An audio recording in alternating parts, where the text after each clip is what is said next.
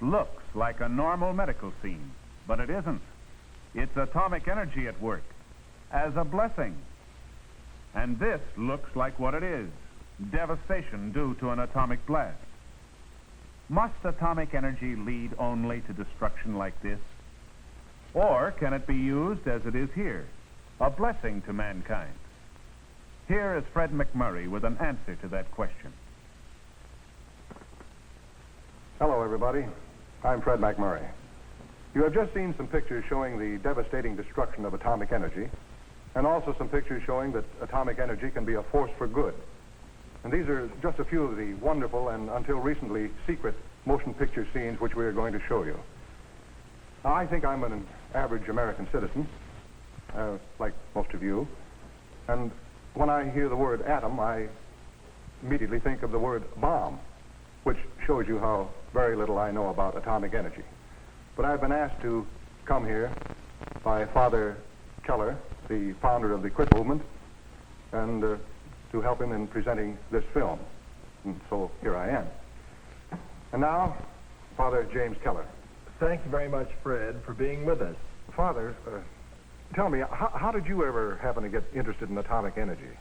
Well, there's a great story behind that. It's an instance of what one person can do.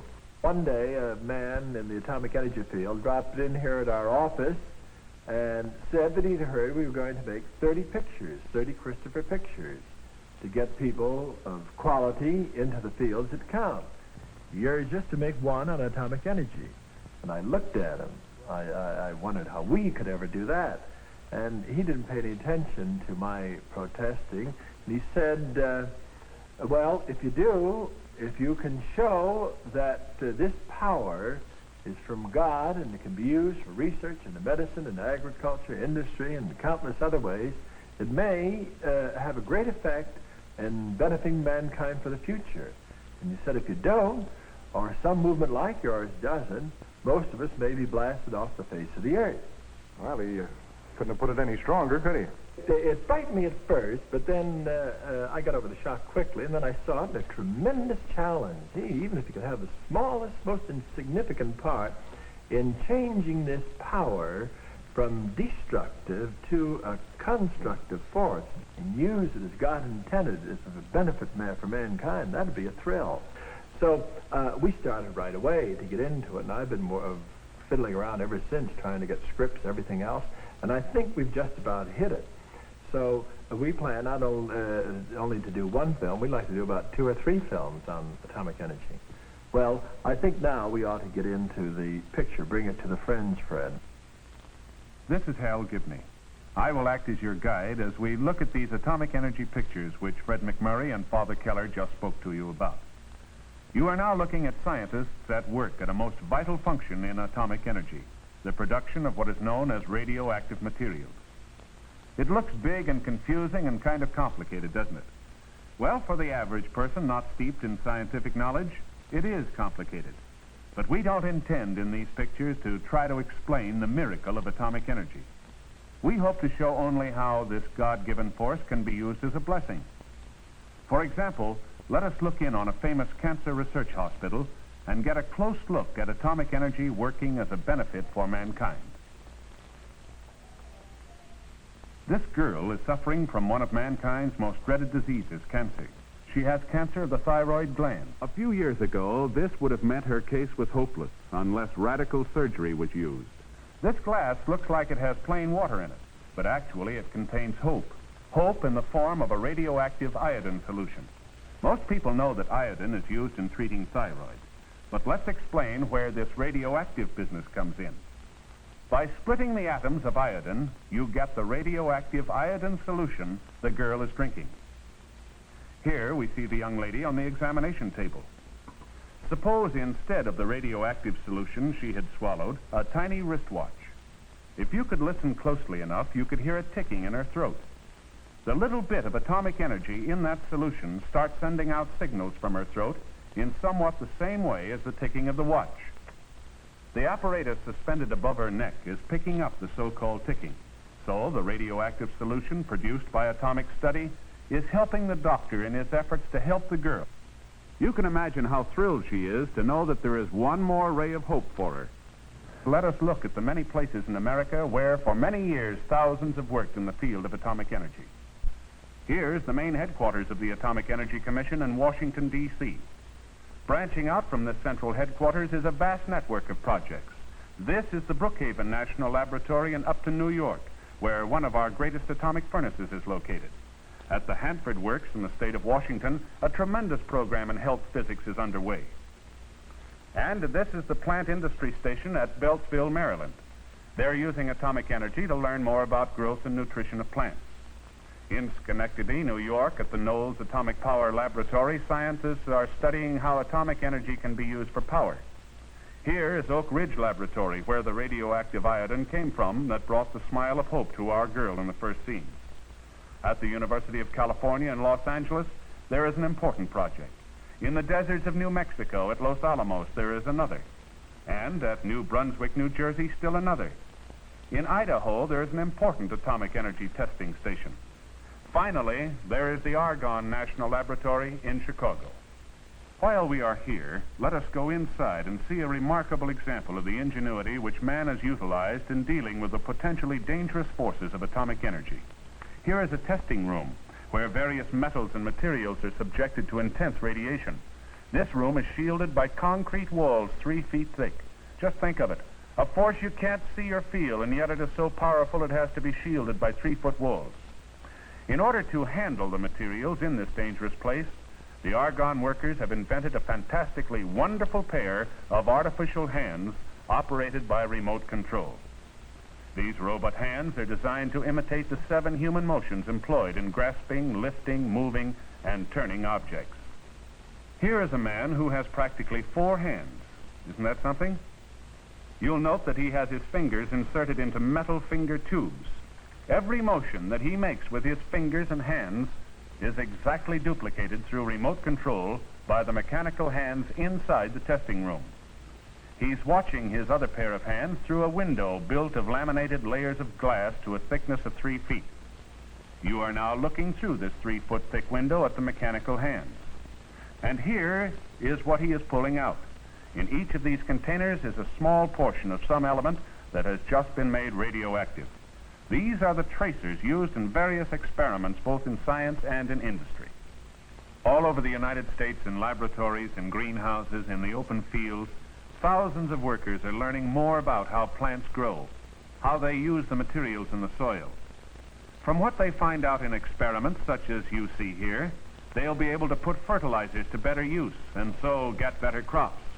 Certainly here is a blessing to mankind. In this field of corn, they are studying the effect of radiation. They are learning more and more about corn. Here is a scientist who, for all intents and purposes, is a farmer. He is taking the pollen from one ear of corn and pouring it into another ear of the same plant. This is a plant that has received radiations of atomic energy. This experiment will help to show the effect of radiation on future generations of corn. All these experiments are constructive uses of this dangerous force. Of course, all the efforts in agriculture are not confined to working with plants alone. For example, here in this laboratory, under the blazing rays of an artificial sun, they are trying to solve the greatest mystery connected with plants. How does the green coloring matter of a plant enable it to use carbon dioxide, water, and sunlight to produce oxygen and plant tissue? How does it use the energy of sunlight as a part of its process of growth and produce the food we eat? Suppose they find out? They may be able to grow bigger and better food plants. They may even be able to create food elements in the laboratory without the plants. More food for a starving world. A blessing indeed. Friends, that's just part of the film that you're going to see on this wonderful subject of atomic energy, the hopeful side of atomic energy. But I think you've noticed, as it impressed me, and I think it's probably impressed you the same way, that people did this. A handful of people have discovered, uncovered for all of us, the positive, constructive side of atomic energy. As I was telling Mr. McMurray a little while ago, that in each instance, it's emphasis on what one person can do. Didn't that impress you too, Fred? It certainly did, Father. Oh, say, Father, in your book, there was a good example of what one person can do. I mean the story about the school teacher up in Deming, Washington. Dorothy Massey was her name, wasn't it? That was right. Why don't you yes. tell the audience about that? I'll be delighted. This story that Fred mentions is a splendid example of what one person can do far removed from the atomic energy field. This teacher, Dorothy Massey, she's 58 years old. She teaches science in the Consolidated High School. And she's not simply taking care of herself for a little area. She wants to make the world better for being in it. Besides tackling atomic energy, she does many other things. She works from morning till night. During this summer, she's doing all sorts of things. Over the weekend, she's teaching at the Baptist Sunday School. And she just can't do enough to help others. Well, in her class in science, she tried to get over to the teenagers that they, too, could play a part in making atomic energy God-given help to mankind. She emphasized what they could do, what can be done through research in medicine, agriculture, industry, and all these various fields. And she thought that maybe some of them would pick up this idea and go into this important sphere of influence. Well, what happened? Several of her graduates have gone into the field of atomic energy, and one of them won a prize, a national prize for science for all America, teenager. And they told me when I was at the Atomic Energy Commission in Washington that this young lad may be one of the great scientists of America in the future. Why? Because not only does he have a disposition towards science, but above that, he has a spiritual sense that's going to restrain it and use it for the advantage of mankind. Dorothy Massey has given a heartening example to all of us. It's one more instance of what one person can do. Wouldn't it be a great thing, Father, if there were just one Dorothy Massey in each town and city in the country? Why, the whole future peacetime development of atomic energy would be assured. That's right. And I think it'll be pointed out to you folks in the rest of the films that you're about to see. Now, let us look at some more of the atomic energy films. Here, we are at the famous Oak Ridge Atomic Energy Project. What are the technicians doing here? Well, it's a long, complicated, and highly technical story. I do want to point out, however, that one of these technicians could well be that student described by Father Keller in his story about the wonderful school teacher from the state of Washington. As for what is going on in this scene, well, they're cooking up more of those atomic substances which are called radioactive materials. The radioactive substance you see being made right now may be the same substance which is being utilized in this next medical scene. It doesn't seem very interesting, but believe it or not, you are seeing a bunch of atoms drawing their own picture. Every tick of a radioactive atom causes the pin in the instrument to jiggle as it passes over the chart. This is an important function. Let's see it in action. This gentleman may have cancer of the thyroid gland. He's drinking the same kind of iodine solution that the young lady drank. And just as it did in her case, the iodine goes to the thyroid gland and concentrates in the cancer tissue. But this time they put this instrument to work. This is atomic energy as God intended it to be used. The instrument is rigged up so that as the machine moves back and forth above his thyroid gland, the pin moves across the chart. The signals sent out by the radioactive iodine are run through another instrument and made strong enough to wiggle the pin. And there you are, a picture of the patient's thyroid gland showing exactly where the iodine is concentrated. The change in pattern tells the doctor whether or not the patient has cancer and where it is. Then treatment can start. Some of the treatment may not be by atomic energy, but atomic energy is a means of diagnosis, of finding out the truth, and perhaps at the same time stopping the spread of cancer. Now, let us look at another field where atomic energy is at work as a blessing: farm animals. You are watching an atomic energy experiment in nutrition. For example, the hen you see here is being fed a special breakfast. I would say about $11 of radioactive carbon and phosphorus. What's it all about? Well, the radioactive atoms in the carbon and phosphorus can be easily traced. And in that way, we see how a hen makes use of them in building an egg. From the findings of the scientists, better egg production in the future can be assured. Here we see atomic scientists who might even be called cowboys. They have just given the husky steer in the picture an injection of radioactive iodine. This is research to give us better and healthier beef animals. Here's another experiment with farm animals, with sheep. The sheep are eating cubes of food containing radioactive elements of various kinds.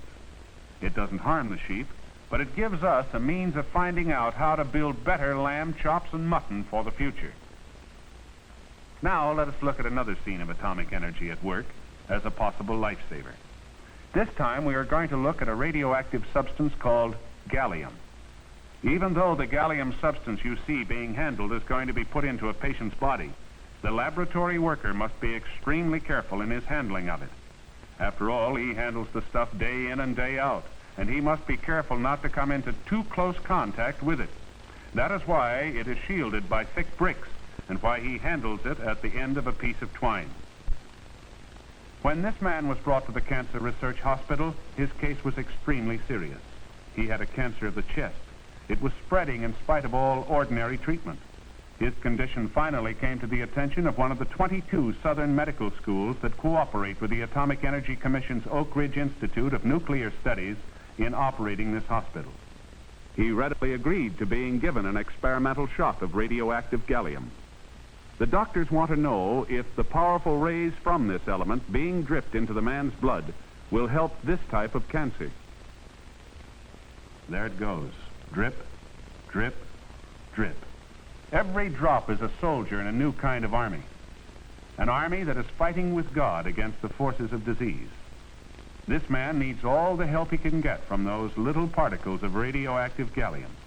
Week after week, this battle went on. Now let us see the result.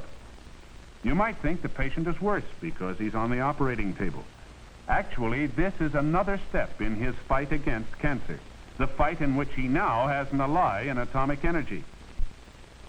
Thanks to the signals the gallium sends out, the doctors have been able to pinpoint the cancer. This man has leukemia. His body is not manufacturing enough red blood cells. Up until lately, this disease has been almost always fatal. But now, thanks to atomic energy, it can be detected a lot earlier. The earlier they start treating it, the more hope of a cure. Experiments such as these may eventually give more hope for a reprieve from a death sentence, thanks to atomic energy. In these films, we have concentrated to a large extent on atomic energy as a blessing in the field of medicine. But let us emphasize again that atomic energy is already serving mankind in many ways. For example, already atomic energy is being used to measure engine wear under different lubrication conditions, and thus to develop new engine oils, to study how corrosion occurs, for example, in telephone poles, and thus to develop ways of preventing it.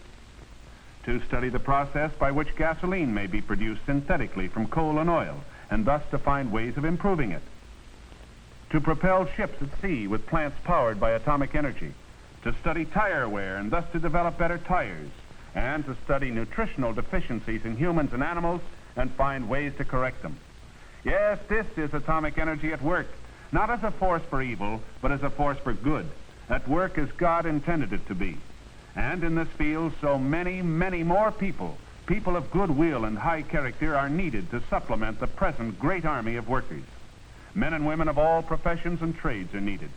To name a few, plant guards and security police, radiologists, both men and women, statisticians to handle scientific data, both men and women with executive ability, file clerks like this young lady, plant engineers, construction workers for new projects, nuclear scientists of many fields, biochemists are needed too, and meteorologists to get atmospheric data. Yes, as you have seen by these pictures, atomic energy can be a blessing. Friends, the film you've just seen shows very clearly the tremendous power for good that atomic energy can bring to humanity. If it's used in a constructive way, God has put this enormous power in our hands, meant it to be used as our servant, not as our master. Just think of all the things that could be done if we would only use atomic energy as a blessing of God for research into medicine, for uses in agriculture, for countless ways of developing industry, light, heat, things that are almost beyond our imagination. But that remains for you to decide, for you to make up your mind, you to use your influence to see that this extraordinary power is used for the benefit of mankind, not for his destruction. You see now coming up over the world various uses of reactors. Just think of what this will mean not only for our country, but for nations that are completely undeveloped at present. Let it be used in the ways of God rather than the ways of the devil. And now, just to remind you what it can be, we're going to bring to you a section of film from another movie made by the Christophers on the power of atomic energy. And in this film, you will see its destructive force. Let it be a reminder to you. And now we shall see this segment of film.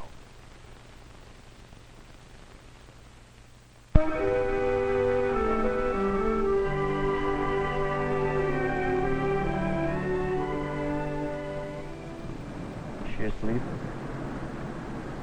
Yes, that's good. How do you feel about it now that we're on our way? I know you're right, Dad. Certain? I am now. I suppose I was just keeping her in San Francisco, hoping against hope that one day the doctors would come up with some miraculous cure. But, oh, she'll love your ranch. She'll be happy there. I've got to face it, Dad. That's all we can do for her now.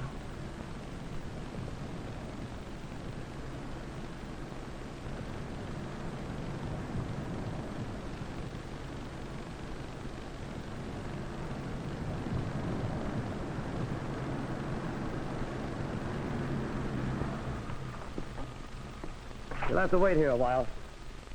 You better park right over there. Those are your instructions.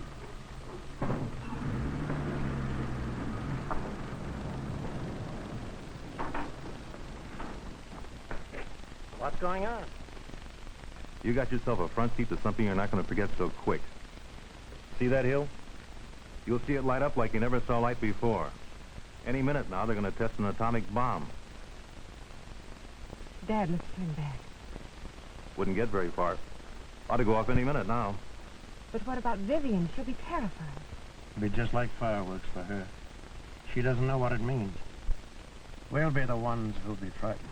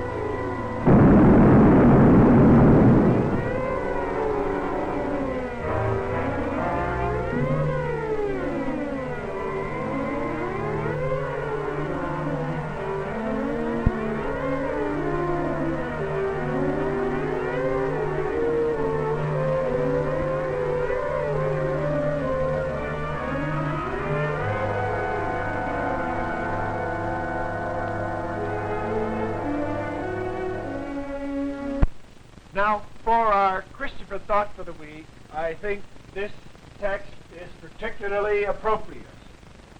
It's from St. Paul to the Hebrews. Here are his words. For we have not here a lasting city, but we seek one that is to come. Well, that's rather appropriate now in an atomic age. We have not here a lasting city.